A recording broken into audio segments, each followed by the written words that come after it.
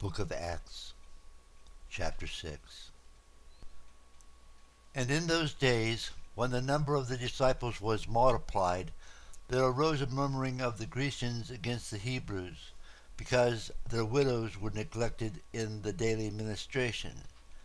Then the 12 called the multitude of the disciples unto them, and said, It is not reason that we should leave the word of God, and serve tables. Wherefore, brethren, look ye out among you 7 men of honest report, full of the Holy Ghost and wisdom, whom we may appoint over this business. But we will give ourselves continually to prayer and to the ministry of the word. And the saying pleased the whole multitude.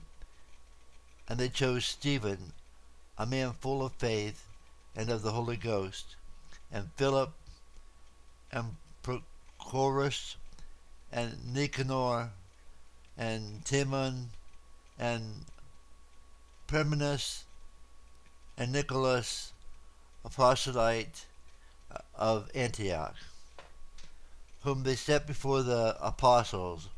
And when they had prayed, they laid their hands on them, and the word of God increased, and the number of the disciples multiplied in Jerusalem greatly.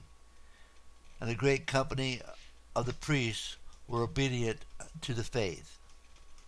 And Stephen, full of faith and power, did great wonders and miracles among the people.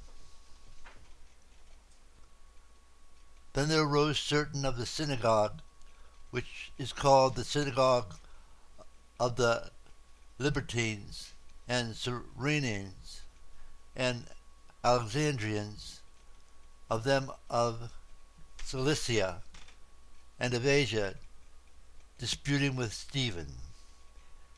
And they were not able to resist the wisdom and the spirit by which he spake. Then they suborned men,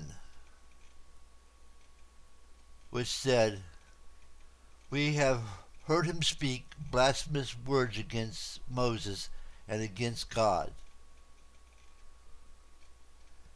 And they stirred up the people and the elders and the scribes, and came upon him, and caught him, and brought him to the council, and set up false witnesses, which said, This man ceaseth not to speak blasphemous words against the holy place and the law. For we have heard him say that this Jesus of Nazareth shall destroy this place, and shall change the customs which Moses delivered us.